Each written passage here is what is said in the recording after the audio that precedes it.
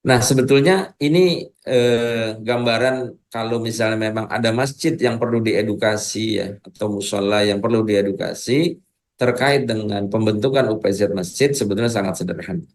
Biasanya kami melakukan pertama adalah sosialisasi karena ini penting untuk awareness, untuk kesadaran, untuk mengedukasi apa sih sebetulnya pentingnya UPZ atau izin UPZ ya, SK UPZ yang kemudian ini bisa kita support. Nah, maka kita buat tahapan pertama adalah sosialisasi. Nah, kepada pengurus DKM atau kemudian kepada jamaah ya atau para tokoh yang ada di lingkungan masjid. Yang kedua adalah pembentukan UPZ-nya itu sendiri. Setelah sosialisasi, biasanya mudah ada pengajuan SK, ya cukup di surat yang diajukan itu adalah mengusulkan siapa ketua UPZ-nya, kemudian siapa bagian pengumpulannya, siapa bagian penyalurannya, siapa bendaharanya, siapa sekretarisnya. Yang ini cukup satu lembar diajukan kepada Basnas tempat. Kemudian Basnas melakukan pengesahan dengan menerbitkan SK UPZ. Dan ditambah ketika ini dalam proses pembentukan, maka ada baiknya dilanjutkan dengan sosialisasi pengurus masjid kepada jamaah.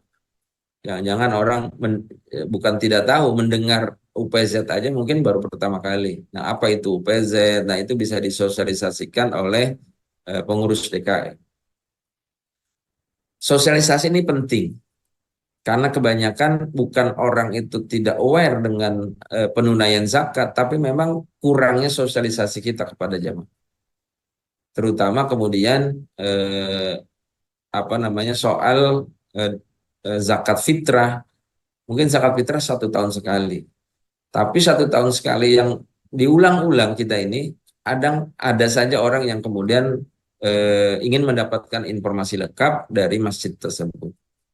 Kemudian kalau sudah selesai, maka masjid ini atau tahapan ketiga ini ada yang namanya pelaksanaan. Disinilah kemudian masjid itu perlu melakukan perencanaan, ya. Kemudian bukan hanya di pengumpulan tapi juga di penyaluran. Apa sih yang kemudian nanti kita layani pengumpulan zakatnya para jamaah? Kemudian bagaimana program masjid yang ini akan menyatukan kepercayaan. Jadi zakat itu bukan bicara uangnya, bukan bicara dananya yang terkumpul, tapi juga bicara mengenai para penerima manfaat. Dari dana yang terkumpul itu kira-kira apa yang akan disalurkan dalam program apa dan siapa saja para penerimanya. Kemudian juga bicara eh, di masjid, ini juga kesiapan terkait dengan layanan. Jadi bagaimana mungkin masjid ini bisa melayani zakat fitrah atau zakat-zakat atau infak sedekah yang lain kalau layanannya tidak baik, kantornya kotor, kemudian tidak jelas orang diterima di mana, dilayaninya tidak dengan santun dan lain sebagainya. Maka ini penting menjadi bagian dari kesiapan kita ya masjid untuk melayani orang-orang yang ingin berzakat, berinfak dan bersedekah.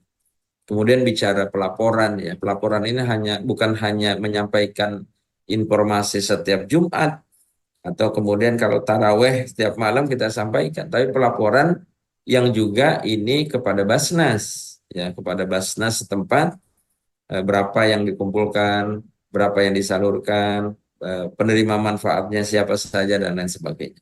Karena itu UPZ Basnas ini baik masjid dan lain-lain menjadi bagian dari audit.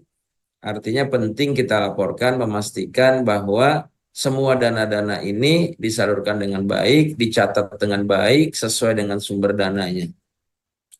Jangan sampai orang zakat fitrah ditulisnya zakat mal.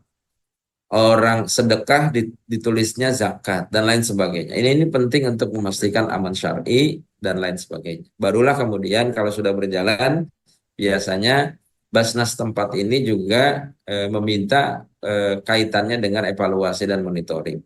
Akan kita support ya Basnas di daerah ini kepada masjid-masjid yang menjadi mitra UPZ Basnas ya di seluruh kecamatan, desa dan lain sebagainya, mendorong pengembangan layanan, kemudian juga ada evaluasi-evaluasi yang menjadikan UPZ ke depan semakin maju dan berkembang.